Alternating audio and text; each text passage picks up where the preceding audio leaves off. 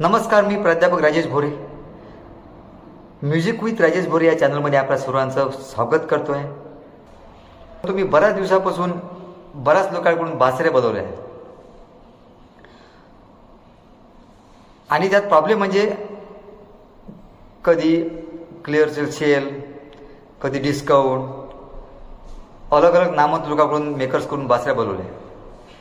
परंतु त्यातल्या बऱ्याचशा बासऱ्या ह्या स्वरामध्ये म्हणजे वेल ट्यून नव्हत्या आणि बारीकसा जो फरक आहे छोटासा, एक तर सर्वप्रथम माझे जे गुरु आहे प्राध्यापक चंद्रकिरण घाटे सर, यांना तो समजत होता. जी कानाची आणि माइंडची जी लेवल आहे ती लेवल याला पुष्कळ वर्ष लागते आपल्याला. परंतु जेव्हा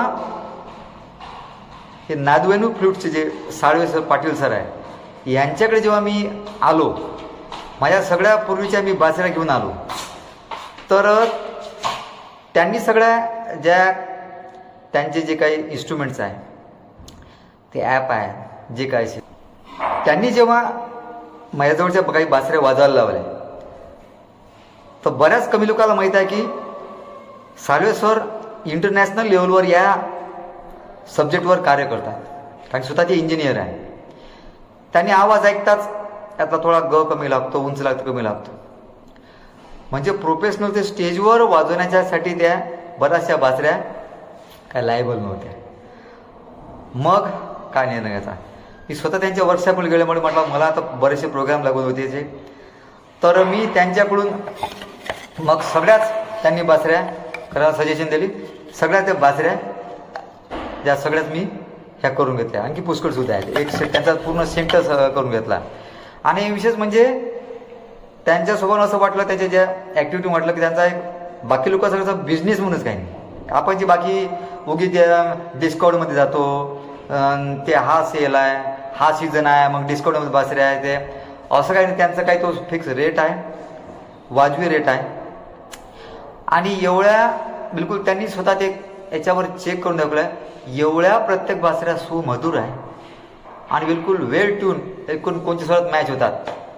सध्याचा जो हा व्हिडिओ आहे, मी माझ्या गावाकडे नंतर आल्यावर हा व्हिडिओ मी आपल्याला रेकॉर्ड करतो. परंतु त्या दिवशी जे त्यांच्यासोबत काही मग आठवलं सोबत काही डिस्कशन केलं, त्याच्या काही क्लिप्स मी तुम्हाला दाखवतो, म्हणजे सरांची भेट होईल. आणि हो, कृपया गैरसमज करून घेऊ नका. मी बरंच सरा म्हणजे साळवे पाटील सराबद्दल मी बरंच काही बोलताय म्हणून, मला ती जाण आहे. फक्त माझा जो किंवा इतरांचा जो वेळ गेला, नवीन लोकांचा भविष्यामध्ये हा वेळ आणि पैसा वया गेला नाही पाहिजे, योग्य गायडन्स भेटलं पाहिजे. समजलं काय? जे चांगलं आहे त्याला सत्य मानलं पाहिजे आपण. याचा अर्थ ते बाकीचे काही लोक वाईट होते असं नाही, पण मला असं म्हणायचं की बा त्यांनी वेळ ट्यून आहे, वेल हमारे बासरी ऐसे बहुत रहते, बिलकुल फ्लूट असे होत है ना. तर आपण बारीक बारीक मायन्यूट आपल्याला सुद्धा फरक समजत नाही. असं वाटतं की आपल्याला 6 वाजलं म्हणजे नाही, त्या 7 स्वरापैकी कोणचा स्वर काय थोडा प्रॉब्लेम आहे ते मायन्यूट समजत नाही आपल्याला. पण त्यांच्याकडून त्या बासऱ्या निघून गेल्या, त्या स्वरामध्ये काही पत्र असेल. बऱ्याचशा प्रोग्राममध्ये मी वाजवताना सुद्धा ज्यांना समजत होतं थोडीशी मॅच होत नाही सर, असं काय म्हणत होते. परंतु यांच्याकडून पाहिलं, यांच्याकडून मला असं वाटते की एक सुद्धा अनट्यून बेसूर बासरी गेली नाही. जास्त प्राईज लावली म्हणजे चांगलीच बासरी वाजली असा काही भाग नाही. चांगलाच बासा वापरला आणि कमी प्राईज दिली म्हणून तो बासा हलका वापरला असं काही नाही. सगळं ते निवडून निवडून वापरतात, त्यांना जे काही जे पुरते ते अमाऊंट लावतात. तर चलूया त्या दिवशी काही क्लिप्स दाखवतो आपल्याला.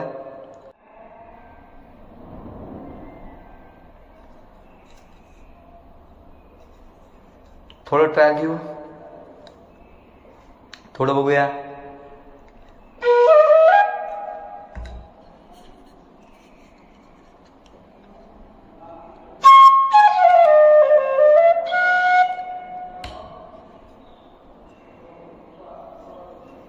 D sharp,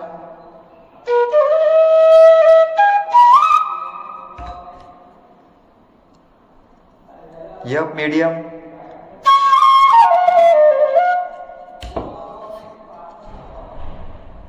F sharp,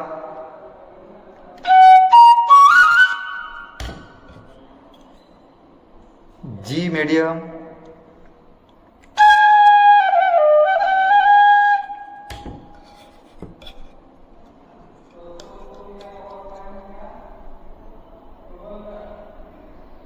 D medium,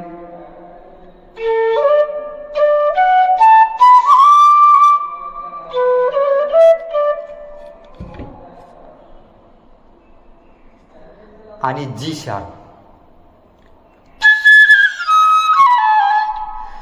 विशेष म्हणजे माझ्याकडे ज्या या छोट्या साईडच्या होत्या ना, मी आणल्या, एक तुम्हाला आवडीचं सांगायचं आहे, एवढी प्रॅक्टिस केली, परंतु ते जे हायर ऑक्टेट असते तर तोपर्यंत मी गेलोच नाही. मला असं वाटतं की माझी प्रॅक्टिस कमी आहे.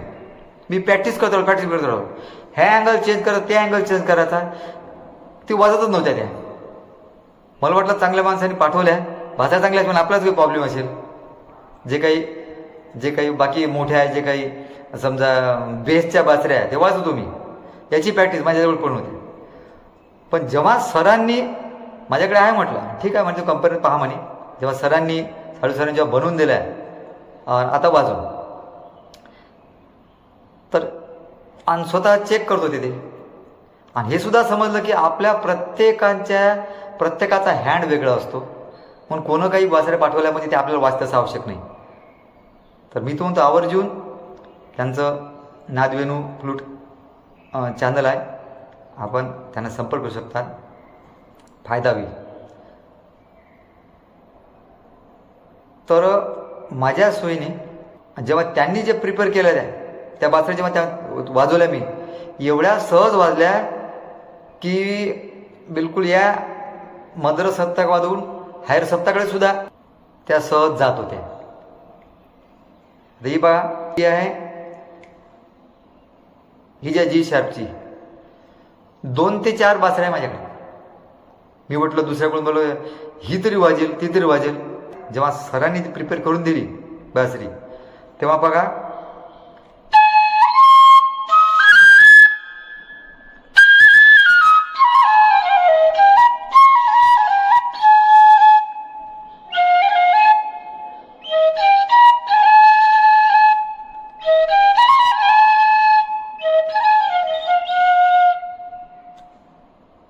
सहज. तर चला, त्या दिवशी जे सरांसोबत वर्कशॉपमध्ये जे डिस्कशन आहे त्याच्या थोड्या क्लिप्स आहे, आम्ही वेळेवरती रेकॉर्डिंग केलं, आपल्याला त्याचा अंदाज येईल, सरांसोबत चर्चा होईल.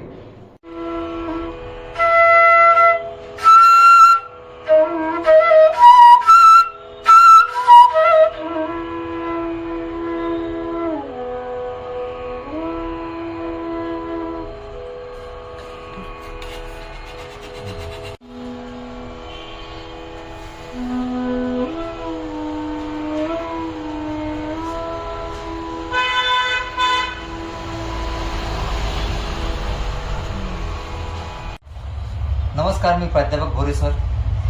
आज मी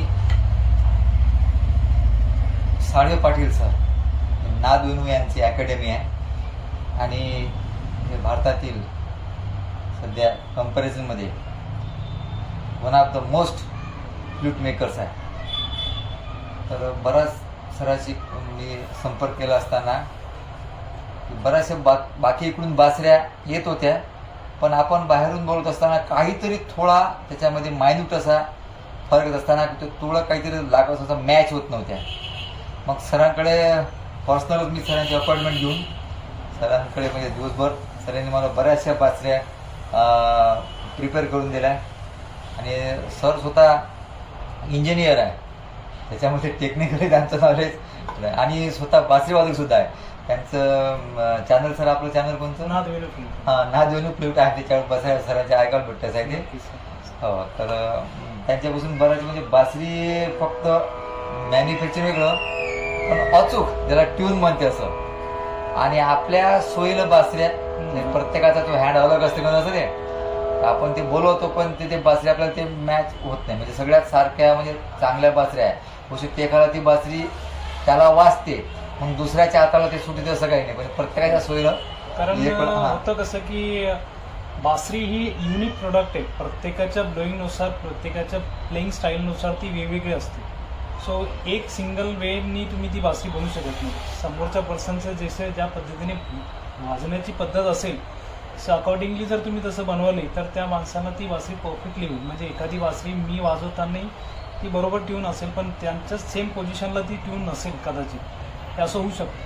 सो ह्या गोष्टी होऊ नये त्यासाठी होईल तेवढं प्रयत्न करा. डायरेक्टली कॉन्टॅक्ट करून जर तुम्हाला संपर्क करून घेता आली, बसून काम करता आलं तर नक्कीच उत्तम. आज आम्ही जवळजवळ 12 बासऱ्या सरांना दिल्या. त्यामध्ये प्रत्येक बासरी आम्ही प्रत्येक सूर हा चेक करून दिला.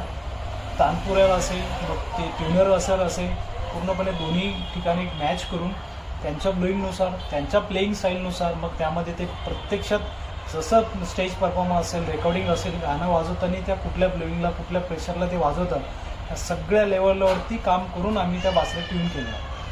एकंदरीत हे सगळं करताना टेम्परेचरचाही आम्ही विचार केला आहे. Room temperature, recording temperature general जे असेल त्याला धरून अनुसरून आम्ही त्या ट्युनिंग केलं. कारण ह्यामध्ये टेम्परेचरचाही चांगल्यापैकी एक भाग असतो. सो बासरी ही ट्यून आम्ही पूर्णपणे करत नाही. ट्यून ही एक्सेल जो प्लेयर असेल त्यांच्याकडनं पूर्णपणे 100% काम तिकडं होत असतं. आमचं काम तिथपर्यंत घेऊन जाणे आणि ते पुढं करणे. जसं की एक छोटंसं आम्ही नॉर्मली वाजवतो.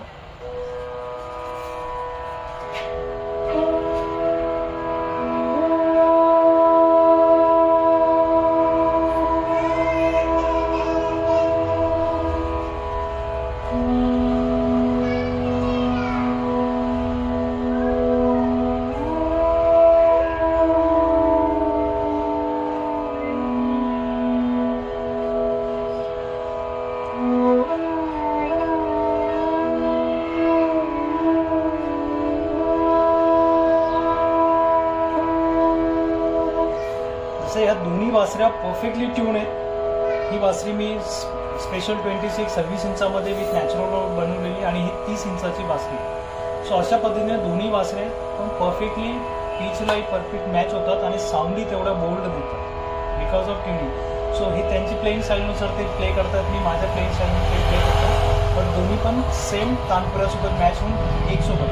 दोन्ही मॅच नाही झाल्या तर त्याच्यामध्ये एक वेव्ह फॉर्म तयार होतो जेणेकरून ती साऊंड लगेच जाणवतो कानाला की हां हे बासरी ट्यून नाही. आणि सगळ्यांचा विचार महाराष्ट्रामध्ये पहिला प्रयत्न आम्ही जनरल कुठं बसायचं तुम्ही आपला ही बेचची जी बासरी आहे याला 30 इंची आहे. आणि जर त्याच्या म्हणजे थोडीशी बोटं जेव्हा कमी असतात थोडा प्रॅक्टिसने ते होते असत होतं. परंतु हीच बासरी याच स्वराची मी जी वाजवते 30 इंची आहे. आणि अगदीच तुम्हाला लक्षात येऊन जाईल की ह्या बासरीचं अंतर बघा दोन्हीमध्ये. ही 30 इंच असणारी, ही 26 इंच असणारी, दोन्ही वाजवायला सेम असतं. फक्त ते बनवण्याची एक स्टाईल पद्धत आहे. आणि माझ्या बासऱ्यांमध्ये हे खालचं 3 होलचं अंतर मी अगदीच कमी केलं नाही कारण यावरती मी विशेष काम केलेलं आहे. होल साईज मी बिलकुल कमी नाही, तुम्ही बघू शकता यामध्ये कुठल्या पद्धतीचं होल साईज वगैरे तुम्हाला मॅक्झिमम जेवढं पाहिजे ते रिक्वायरमेंट दोन्ही ऑक्टिव्हमध्ये प्रॉपर आहे. जसं मी तुम्हाला ऑक्टिव्ह याच्यातनं दाखवतो एक वेळेस.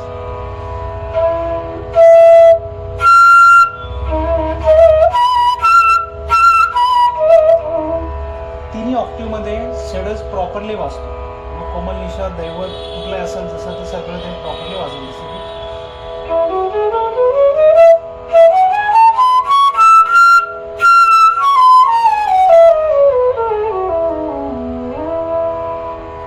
अशा पद्धतीने सगळं वाजतं. अचूक वाजलं की आपण जे ऐकतो आपण समजा महाभारतात गुण वगैरे आपण प्रत्येकाला इच्छा असते पण इन्स्ट्रुमेंट बरोबर नसल्यावर आणि ट्यून थोडक्यात असले की त्यांना त्यामध्ये तिथं